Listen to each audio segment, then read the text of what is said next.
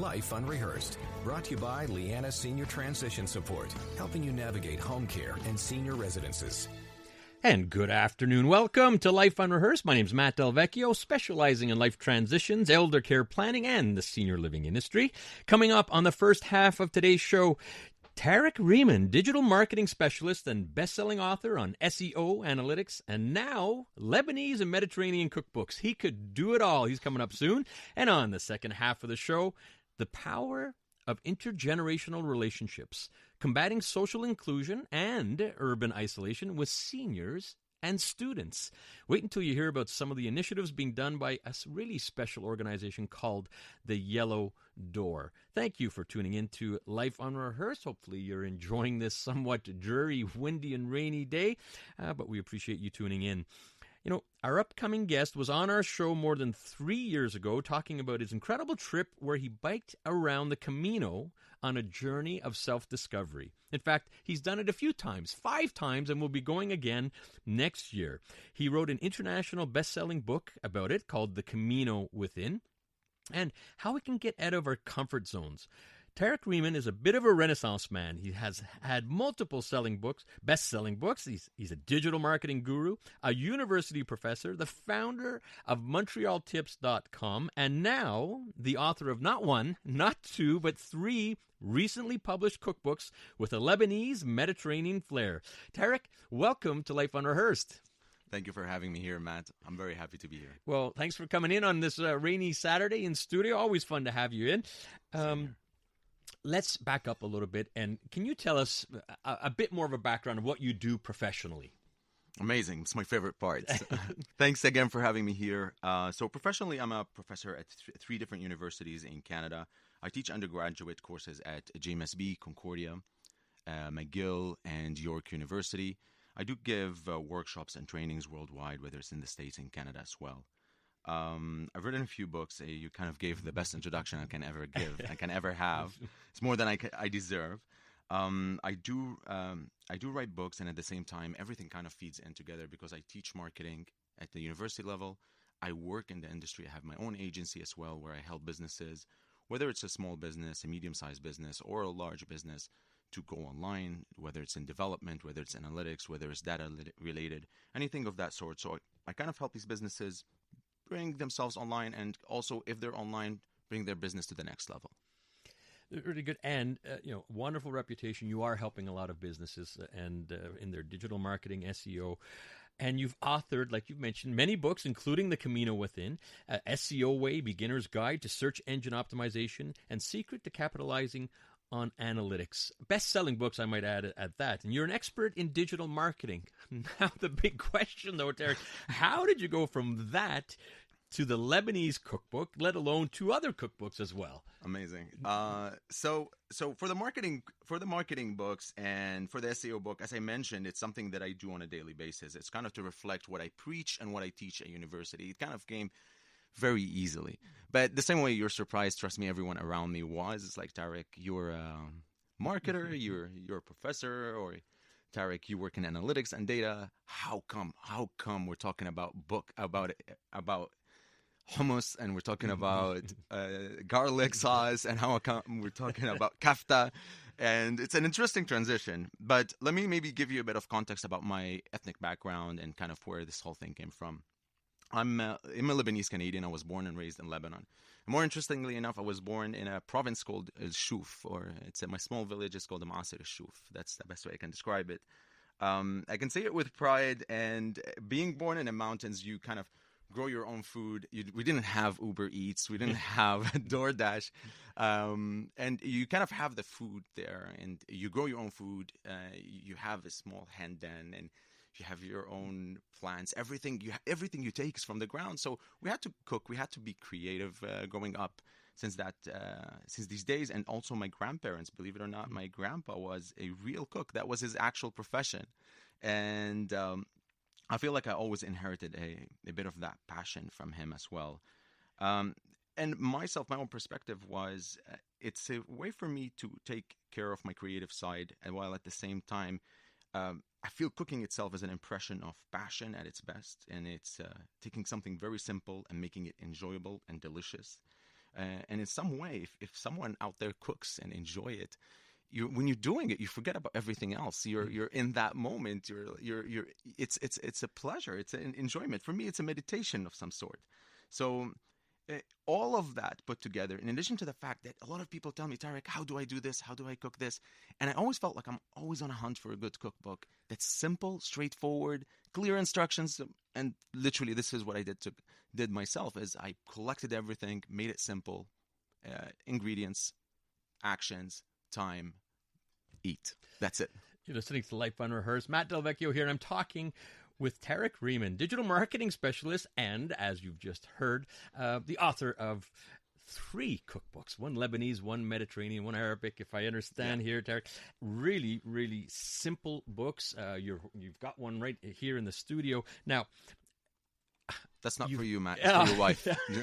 Stephanie, you hear that? You get a Lebanese cookbook. We appreciate that. Wow. And we love Lebanese food too, as do many Montrealers.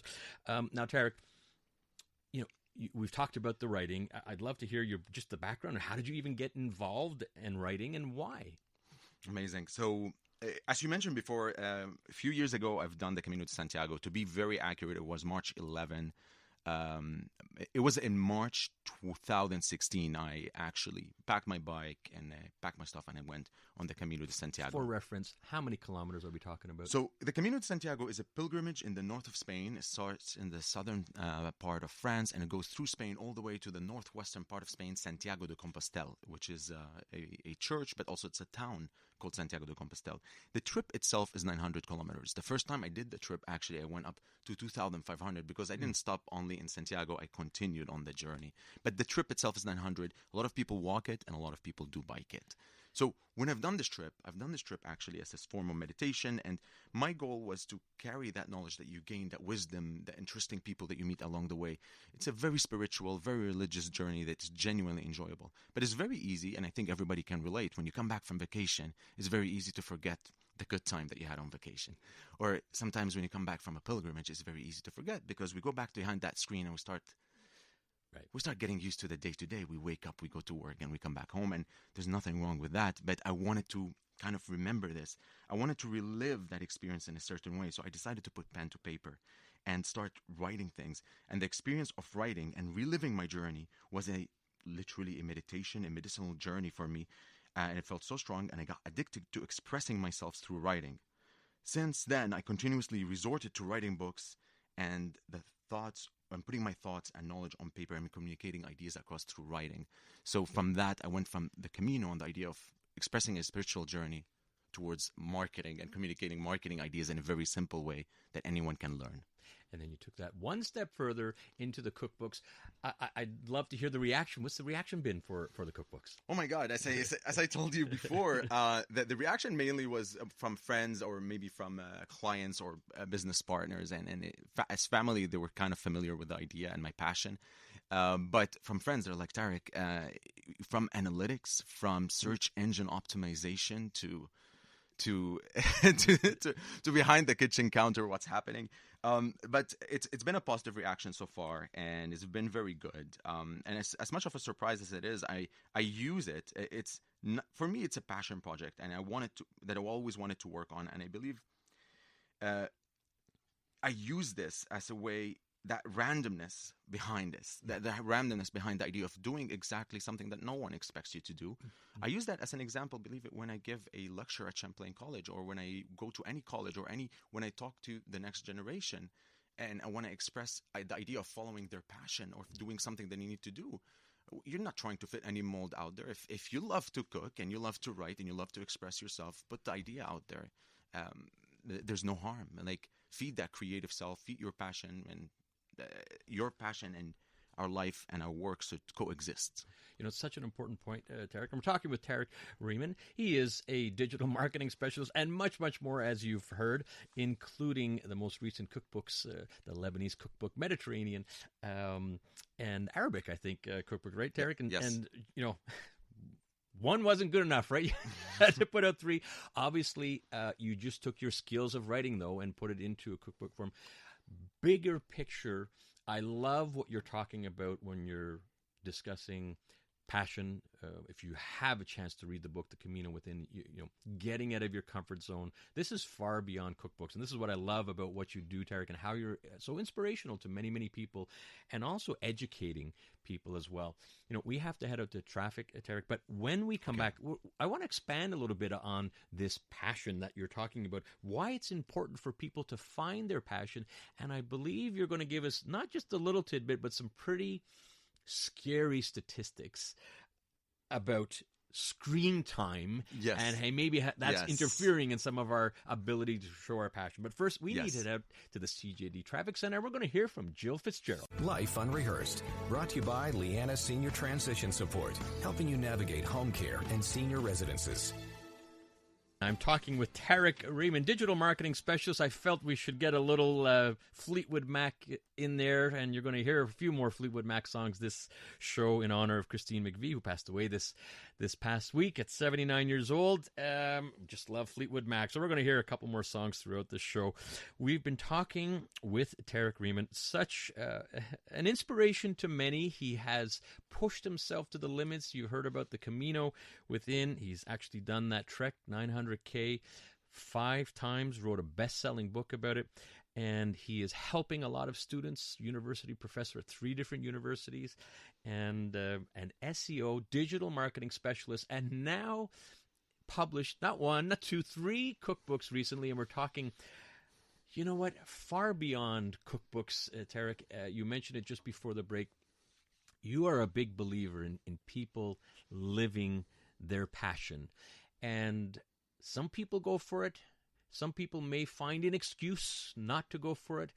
I want to expand a little bit on that because of all people, you are one that will push and encourage and motivate others to live their dreams and live their passion.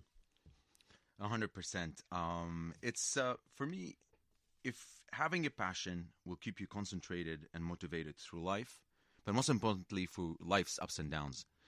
And these days, more than ever, it is easy to get distracted, disoriented. We have more screens around us than ever, and this is the message I try to bring across. Believe it or not, when I'm giving a seminar for students, or I'm volunteering some time to actually give a talk at a university or a college, I try to bring each and every single semester, believe it or not, and I've been teaching for around 5-6 years now. I bring some students to the front of the class, and sometimes the whole class if the class is small, and I ask them, what's your screen time? So you ask them just to take a guess at how much screen time on a daily basis, I guess, that they're using. Exactly. How much time are you looking at your phone each and every single day? Now, believe it or not, I'm doing this exercise consistently on, I would say, the Gen Z, but this is an exercise that can be done on everyone. And there's 2 levels of surprises here. There's first my surprise. As an instructor, I've seen the progressive year-over-year growth from 5 hours to 6 hours, 6.5 hours, 7 hours. And I kid you not, I teach cohorts from all around the world, and it's consistently a growing amount of screen time. That's the first surprise that I get when I'm in class. Now, the second surprise are the students themselves. So they're surprised with their own answers, or their colleagues, or they're surprised with their own answers. They're surprised with their colleagues' answers, and at one point it becomes very exciting in class. People will start saying, "I'm higher," and there's a sense of either you're joking or a sense of pride. But for me, it's a shocking number. And believe it or not, in the previous year, and I'm doing this because part of my class is to teach analytics, to teach marketing, how to track the traffic that's coming to your website, understanding your consumer. Or sometimes I try to bring the point across because a lot of the marketing happens on mobile. So I try to show them how much time and how much. What are the numbers? They're going up every year, I'm sure. So what numbers are you seeing this recently? year? And this is I'm saying this based on the universities that I teach and based on the students that I taught. At least that sample, believe it or not, this year on average, that the average, as we say in from a statistical standpoint, would be around 7.5 hours. 7.5 hours screen time daily. Unbelievable. And funny enough, I do this exercise even with the grown-ups. And when we were talking, even yesterday, I was at a client's office, and exactly that I did the same exercise. And they're like, no, I don't spend time on my phone. And believe it or not, they opened their phone and they looked at the app. And there you have it. I don't know how much time you've been spending, and if you're not driving right now, it's an interesting exercise. Just if you're using iPhone, look at the screen time, and if you're using Android, just go to go to your settings, and it's digital well-being under settings, and you can see what are the apps that you're spending most of the time on, and it's a shock for me. It's very shocking, and part of why I do this at the universities and why make students stand up and do this is because I want them to be aware of the amount of time that they're spending distracted or watching other people's lives instead of paying attention to their passion and paying attention to their dreams or what they should be doing. Such an important point, Tarek. I mean, we're all on our kids' cases. You'll get off your screen, your phone and so on. But I love the tie-in because 7.5 hours. I mean, now that's a student's. I mean, it's mind-boggling, really, it is. But I'm sure there are adults and even boomers saying that's ridiculous, and they actually do their own time, and they're in the 4.5 hour range. And what you're saying is that is just taking away from people to be able to live their dreams, go after their passion, because we're stuck in front of these damn phones. I'll tell you this. The message here for me is that they may not realize it, but time is passing. And I think the older you get, the more you realize that time is passing. And believe it or not, for me, 6 years ago, I did the Camino de Santiago, and then I pushed it aside. I wrote the book, but I pushed aside that passion for work. And then I started painting, pushed that passion aside for work and being behind the screen. Then I had more passions, and I tried to learn piano, started playing some classical music, pushed that aside for work.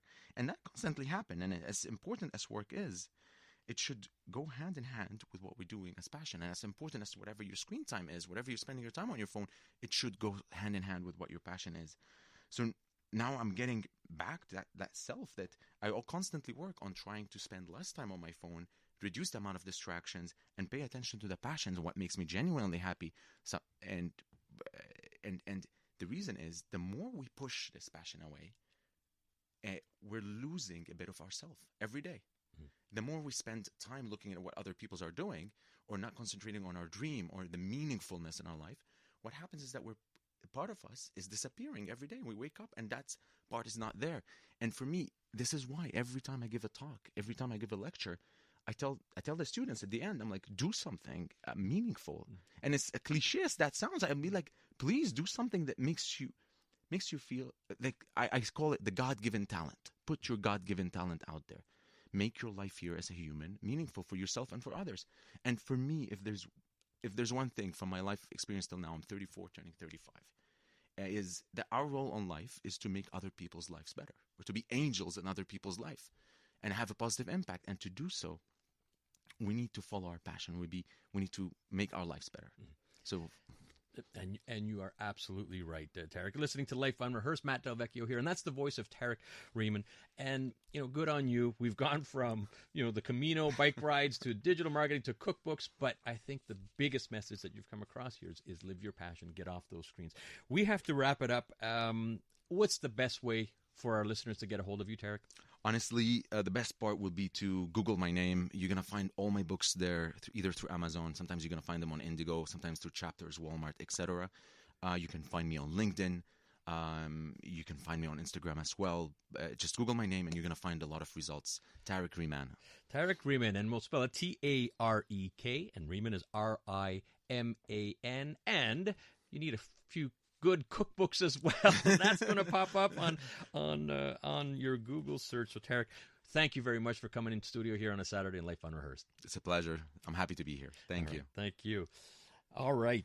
So interesting and so glad we were able to have Tarek.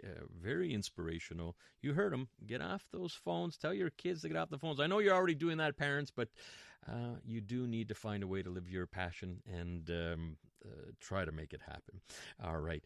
Next on Life Unrehearsed, the power of intergenerational relationships, combating social inclusion and urban isolation with seniors and students. Wait until you hear about some of the initiatives being done by a special organization called the Yellow Door. Boy, some of the magic when you mix seniors with students and young adults, it really is special. You're going to hear about some incredible programs that they're doing over at the Yellow Door. That's going to be coming up after the CTV News Update.